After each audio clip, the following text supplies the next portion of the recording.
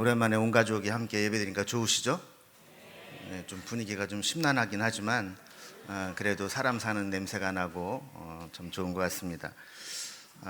사실 온 가족 연합 예배드리면 제일 긴장한 사람이 바로 접니다. 왜냐하면 이 설교를 어디다가 맞춰서 해야 될지를 모르겠어요. 그리고 이제 교육부서를 한 지가 오래되다 보니까 아이들 눈높이에 맞춰 설교하기도 참 쉽지 않습니다. 저도 이제 머리를 쓰다가 이번에 어떻게 하기로 했냐면 이 설교가 마치고 나면 퀴즈를 냅니다. 설교 내용 중에 있었던 퀴즈인데 설교를 잘 들으면 거기에 다 답이 있어요. 그래서 문제를 이미 다 내놨는데 제가 헤어 드라이어를 6개 기증 받아서 지금 준비해 놨고, 또 치킨 세트를 3세트를 준비해서 이제 전사님이 나와서 오늘 설교를 바탕으로 퀴즈를 내서 맞춘 사람에게 전달을 해줄 겁니다. 그러니까 오늘 잘 설교를 듣고 문제를 잘 맞추면 뭐라도 하나 걸리니까 잘 함께 말씀을 나눠주시면 좋을 것 같습니다. 제가 금년에 봤던 최고의 드라마는 이제 폭삭 소가수다입니다. 이제 폭삭 소가수다 얼핏 보면 완전히 크게 사기당했다 하는 뜻처럼 보이지만 실제는 매우 수고하셨습니다. 상당히 욕받습니다. 이런 의미의 제주도 방언입니다. 제작자는 이 드라마의 영어 제목을 When Life Gives You Tangerines라고 지었습니다. 이 제목은 미국의 철학자 엘버트 하버드가 남긴 삶이 레몬을 주거든 레모네이드를 만들어라 라는 명언에서 이 레몬을 귤로 바꾸어 만든 제목입니다. 그러니까 의미는 이런 겁니다. 인생이 레몬과 같이 그런 시련을 준다면 그래서 긍정적으로 잘 극복해서 달콤한 레모네이드 좋은 것으로 만들어라, 이런 의미를 가진 말입니다. 아이유도 제작 발표회에서 이 제목에 대해서 이렇게 설명을 했습니다. 인생이 떫은 귤을 던지더라도 그것으로 귤청을 만들어서 따뜻한 귤차를 만들어 먹자, 이런 의미로 이 제목이 지어졌다라고 이야기를 했습니다. 이 드라마에는 그 어린 시절 겪을 수 있었던 그 다양한 어려움과 고난, 아픔들이 등장합니다. 가난과 또 여러 가정의 문제들, 그리고 지역의 한계, 그리고 사회의 구조적 불평등, 이런 것들이 이제 공공연하게 존재하던 시절이 있었습니다. 이런 시절을 겪어야만 했던 사람들은 마음속에 응어리들이 있죠. 억울함, 서름, 분함, 짜증, 숙명으로 받아들여야 되는 체념, 후회, 아픔, 편애, 불공정, 삶의 무거운 짐, 이런 것들이 여러 가지 사건들을 통해 나타나게 됩니다.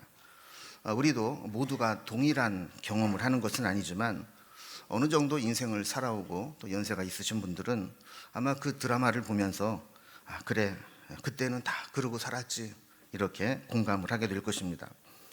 그러나 이 드라마의 주인공은 가정이라고 하는 이 울타리 속에서 인생의 고비고비마다 닥쳐온 고난을 가족과 함께 이겨내고 극복하고 있는 모습을 보여주고 있습니다.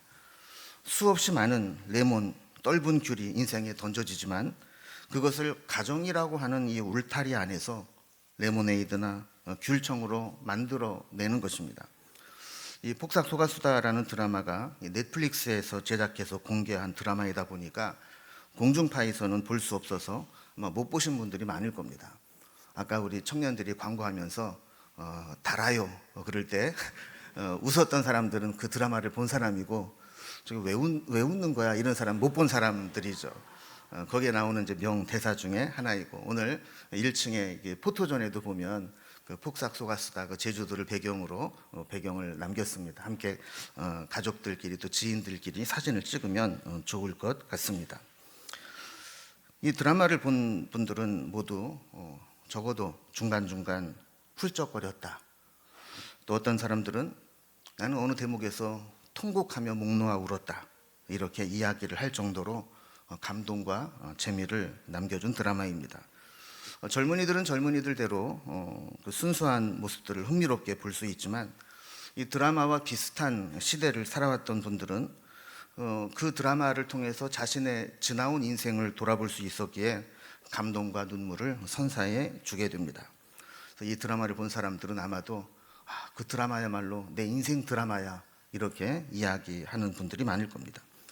특히 애순의 남편이면서 금명이의 아버지인 양관식, 박보검이 연기한 그 사람의 이 한결같은 가족 사랑은 그가 그런 사람이 실제로 존재할까 싶을 정도로 그렇게 보이는 사람이지만 이 관식의 그 모습을 우리는 그리워하는 마음이 다 있습니다.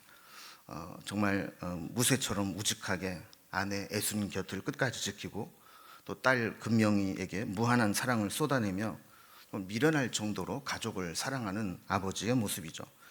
자신의 몸과 삶은 무너져 내려도 가족이 행복하고 가족을 지키고 사랑할 수만 있다면 기꺼이 자신을 희생하는 모습입니다.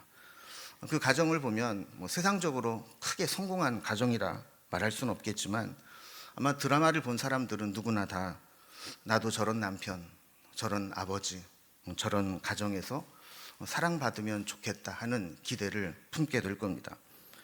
12화에 보면 그 인생의 시리에 빠져서 정말 일어나기도 귀찮아하는 딸 금명이를 데리고 아버지가 배를 타고 나가 일출을 보여줍니다. 그리고 딸 금명이와의 대화가 이어집니다. 아버지가 이렇게 이야기를 하죠. 해보면 기운이 좋아져. 아빠는 해보면 좌우지간 빌고 봐. 니들 잘 되게 해달라고 맨날 그냥 빌고 봐. 딸이 이야기합니다. 해 뜨는 걸 맨날 봐? 맨날 이 시간에 나와 있어? 더 자고 싶지 않아?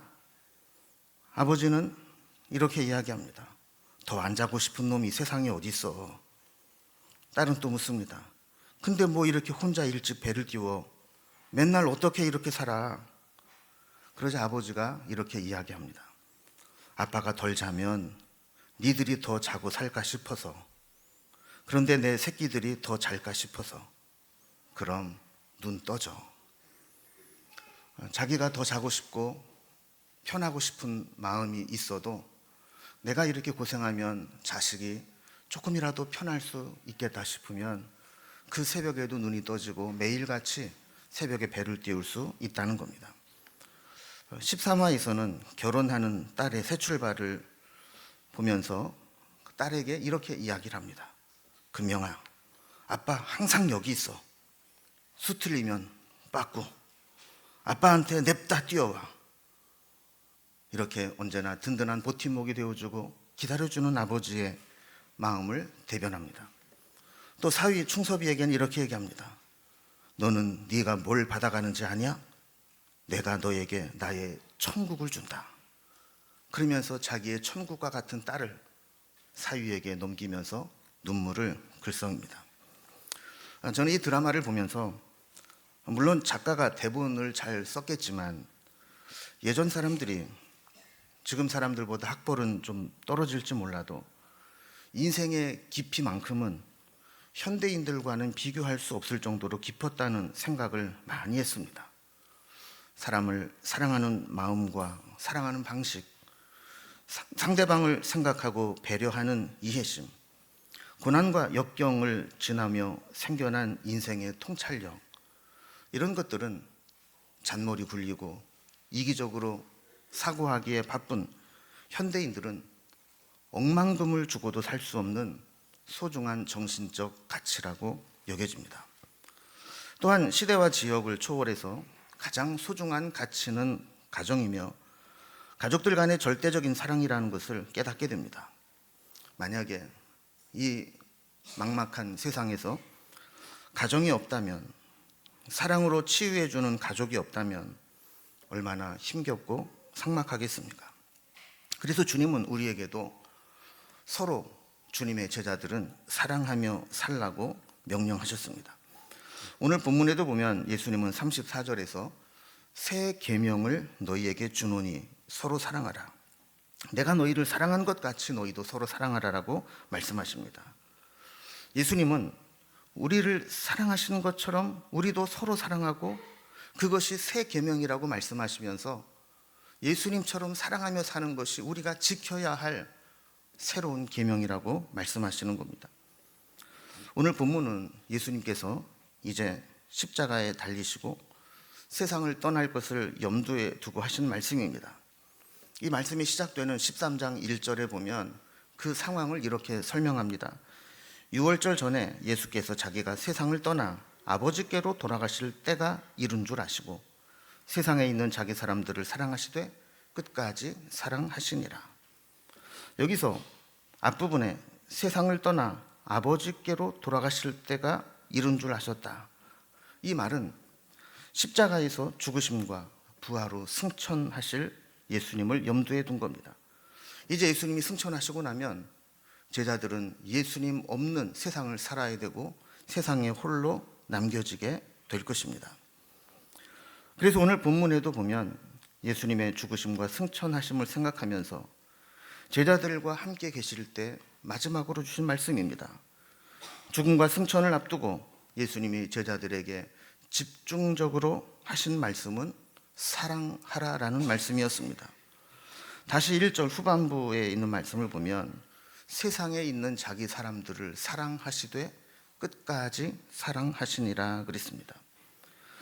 이어서 예수님은 우리가 사랑하는 것을 설명하시기 위해서 4절 이하에 보면 제자들의 발을 친히 씻겨주시는 세족식을 통해서 사랑은 이렇게 하는 거야 라는 본을 보여주시고, 세족식 이후에는 자연스럽게 다락방 설교라고 불리는 고별 설교로 이어지게 됩니다. 이 고별 설교의 주제 역시 사랑이죠. 예수님이 떠난 후 남겨진 제자들이 직면한 현실, 슬픔과 두려움, 주님에 대한 의심과 배교의 위협 앞에 이 모든 고난과 두려움을 이겨낼 비결은 사랑이라는 것을 말씀해 주는 겁니다. 아무리 제자들이 마음으로 준비를 한다 할지라도 예수님의 떠나가심은 제자들에게 고통스러운 경험이 될 것이고 저들의 신앙을 위협하는 요소가 될 것입니다. 사람은 누구나 죽음을 앞두고 있다고 생각하면 진지해집니다. 죽음을 앞두고 마지막 남긴 말을 유언이라고 부릅니다. 유언은 어떤 법적인 효력을 발생하는 목적도 있지만 그 사람의 가치관을 드러내는 매우 중요한 말이기도 합니다. 내가 죽으면서 마지막 남기는 말이라면 어떤 말을 남기겠는가? 그것은 그가 가장 중요하게 생각하는 것을 남기지 않겠습니까? 예수님은 유언처럼 남긴 고별 설교에서 사랑을 말씀하셨습니다. 이제 예수님이 십자가에 달려 죽으시고 얼마 후에 승천하셔서 제자들 눈에 보이는 모습으로는 함께하지 못하게 될 때 제자들이 얼마나 혼란스러워하고 얼마나 불안해하고 세상의 핍박과 유대교의 위협이 있을 때 얼마나 흔들릴까를 주님은 아셨습니다. 그리고 이 두려움과 불안을 이겨낼 힘은 서로 사랑하는 것이라고 몇 번이고 강조해서 말씀하셨습니다. 예수님 없는 세상을 제자 공동체는 살아내야 하고 그런 세상에 적응하며 그런 세상을 감당해 내야만 했습니다. 이렇게 할 수 있도록 유언처럼 주신 말씀이 오늘 본문의 말씀입니다. 오늘 컨셉이 폭삭 소가수다니까 그 얘기를 한 번 좀 더 하겠습니다. 제가 이 드라마를 보면서 가장 감동적으로 보았고 눈물을 흘렸던 장면은 이 장면입니다. 5화에 보면 가난의 굴레에서 벗어나지 못한 애순이 할머니를 찾아가 힘든 사정을 말도 못하고 울기만 했던 장면이 있습니다. 얼마 후에 할머니는 애순이를 찾아와 속바지 깊은 곳에 숨겨둔 통장을 꺼내주며 이 돈으로 배 하나 사라고, 그래서 먹고 살라고 건네줍니다. 받을 수 없다고 하자 할머니는 그렇게 할 수밖에 없는 사연을 이야기해 줍니다. 이 애순의 엄마는 해녀로 잠수병에 걸려서 이제 곧 죽게 됩니다. 죽음을 앞둔 애순이 엄마 광예가 시어머니를 찾아와 부탁합니다. 곧 죽을 것을 알기에 자식에게 사진 하나 남기겠다고 영정사진을 찍으러 사진관에 같이 가자고 합니다. 그리고 이제 엄마 아빠 없이 살아갈 딸 애순, 이제 10살밖에 안 된 그 딸을 남겨두며 시어머니에게 부탁을 하며 이야기를 합니다. 이렇게 이야기합니다. 염치 없는 애 아니니까 때마다 귀찮게 안 해요. 살다가 그 주변 머리 없는 게 지 할머니 찾아오거든. 오죽 힘들면 찾아오거든. 한 번만 도와주소. 소죽은 귀신처럼 잘 참는 애가 고달프다고, 할머니나 고달프다고 한마디 하거든. 한규 살리듯 살려줘요. 더도 말고 딱 한 번만 살려줘요. 그러면 다 퉁이지. 이 마음을 알고 있는 시어머니는 이렇게 위로해 줍니다. 애순이 나 새끼다. 먼 길 갈 사람이 나 새끼 걱정을 왜 해? 광녀는 이렇게 이야기합니다. 못 가고 서서 그렇지. 못 가고 서서. 시어머니는 그 며느리에게 아가 맘 놓고 가거라. 맘 놓고 가라. 이렇게 이야기를 하는 겁니다. 이 장면을 지금 실시간으로 보시는 분은 그 저작권 때문에 못 보시겠지만 우리 한번 영상으로 이 장면을 잠깐 같이 보도록 하겠습니다. 사람들은 자기가 아프고 힘들면 이기적이기 쉽습니다. 내가 힘든데 다른 사람이 눈에 들어오지 않습니다. 그런데 엄마는 자기 아픈 것보다, 자기 죽는 것보다 이제 아빠도 엄마도 없는 세상을 살아갈, 비빌 언덕 하나 없이 살아가야 될 자기 딸이 더 걱정이 되는 겁니다. 예수님도 지금 십자가를 앞두고 있습니다. 그러나 예수님은 본인이 감당해야 될 십자가의 고통은 중요하지 않았습니다. 이제 앞으로 예수님이 눈에 보이지 않는 그 세상을 살아가야 될 제자들이 감당해야 될 현실이 걱정되었던 겁니다. 주님은 애순이 엄마 광례가 시어머니에게 애순이를 부탁하듯이 이 고별 설교를 통해서 제자들을 위한 은혜를 준비해 주셨습니다. 13장 31절 32절에서 예수님이 십자가를 통해 얻을 영광을 선포하셨습니다.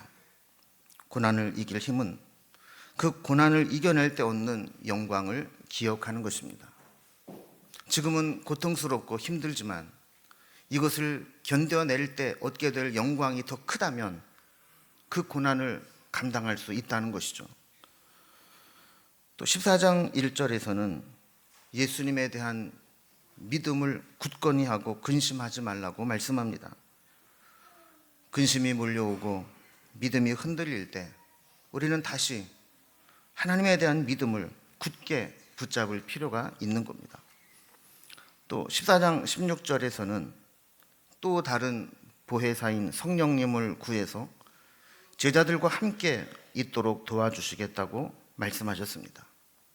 앞으로 어떤 힘든 일이 있어도 예수님이 떠나고 나서 보내주실 보혜사 성령님, 그 성령님만 의지하면 그 성령님이 끝까지 도와주실 것이라고 말씀하는 겁니다.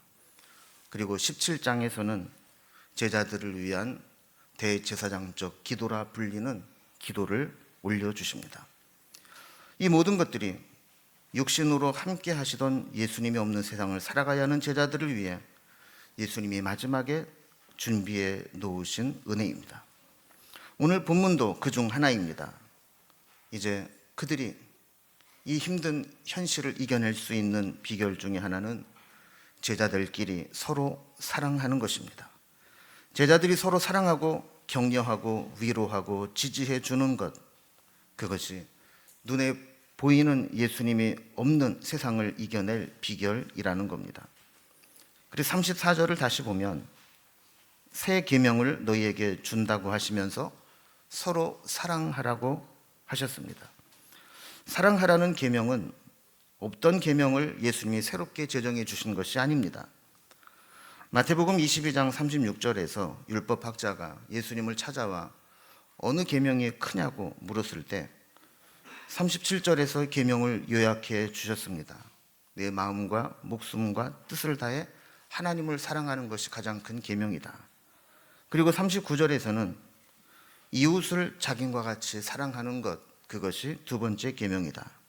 그러니 어떻게 보면 사랑하라라는 계명은 새 계명이 아니라 묵은 계명입니다. 그런데 왜 이것을 새 계명이라고 하셨을까요? 사랑은 같은 사랑이라도 누가 사랑하느냐에 따라서 새 계명이 될 수 있는 겁니다. 고린도후서 5장 17절에 보면 누구든지 그리스도 안에 있으면 새로운 피조물이라 했습니다. 그러면서 이전 것은 지나갔으니 새 것이 되었다고 말씀하는 것이죠. 사랑하라라는 계명이 새 계명이 되려면 우리가 먼저 그리스도 안에서 새로운 피조물이 되어야 한다라는 겁니다. 우리가 그리스도 안에 새로운 피조물이 된다라고 하는 것은 34절에 있는 말씀과 같이 내가 너희를 사랑한 것 같이 예수님이 우리를 사랑한 것 같이 그런 사랑으로 사랑하는 것입니다. 계산적이고 이기적이고 추상적인 사랑이 아니라 예수님이 십자가에서 아무런 죄도 흠도 없는 분이 우리를 위해서 대신 자기 몸을 내어주신 그 사랑을 품고 사랑하는 것이 새 계명이라는 것입니다. 35절에 보면 너희가 이렇게 내가 너희를 사랑한 것 같이 서로 사랑하면 모든 사람이 너희가 내 제자인 줄을 알리라 라고 말씀하십니다. 예수님이 꿈꾸는 제자 공동체, 예수님이 정말 세우기를 원하시는 교회의 모습은 바로 우리 모두가 예수님의 사랑을 마음에 품고 새로운 피조물이 되어 서로를 사랑하는 것입니다. 오늘은 우리가 온가족 연합예배로 드립니다. 지난주에도 우리가 가정의 의미를 생각하며 고민해 보았지만 요즘은 점점 가족 간의 연대감은 느슨해지고 가족과 가정의 가치가 가볍게 여겨지는 시대를 우리가 살고 있습니다. 이럴 때 우리는 예수님 제자 공동체인 교회를 통해 새로운 영적 가족임을 선포하고 믿음의 사람들이 주 안에서 새로운 가족이 됨을 실천하며 살아가야 되는 겁니다. 오늘 컨셉이 폭삭 속았으니까 마지막으로 하나만 더 이야기합니다. 예수님 뱃속에 아이를 가졌는데 쌀독에 쌀이 떨어지고 먹을 게 없습니다. 옆집에 이것을 지켜보고 있는 할아버지, 할머니가 있었습니다. 대놓고 퍼주면 안 받겠다고 쨍할 것을 알기 때문에 이 배불러 오는 아기 엄마를 굶어 죽게 할 수는 없고, 그래서 이 할머니는 매일 밤마다 귀찮지만 쌀떡을 긁으면 겨우 긁혀질 정도로 하루 딱 먹을 분량의 쌀만 퍼다 놓고 돌아옵니다. 나중에 이것을 아는 애순이가 할아버지 할머니에게 뭐라고 쫑알댑니다. 이때 할아버지가 이야기를 하죠. 매일 그만큼만 채워주러 다니는 할망도 골아팠죠. 그러면서 츤드레한 모습을 보여주게 됩니다. 여러분, 세상 사람들도 인생에 철이 들면 나눠줄 줄 알고 베풀 줄 알고 사랑하며 살아갑니다. 하물며 예수님의 그 엄청난 사랑을 덧입은 우리라면 당연히 예수님의 사랑을 배우고 본받고 실천하며 살아야 되지 않겠습니까? 오늘 함께 예배드린 옆에 계신 분들, 이분들은 주님께서 우리에게 서로 사랑하라고, 새 계명으로 사랑하라고 보내주신 영적인 식구들입니다. 그냥 단지 어느 한 시대에 같은 교회를 다녔던 교인이 아니라 주님은 우리가 정말 가족처럼 영적인 식구로 사랑하며 살기를 원하십니다. 오늘 예배를 마치고 나면 만나는 사람마다 많이 이야기를 나누면 좋겠습니다. 사랑한다고, 수고 많았다고, 폭삭 속았다고, 소중하다고, 힘내라고 이렇게 이야기해주고 사랑을 나누는 복된 날이 될 수 있기를 주님의 이름으로 기원합니다.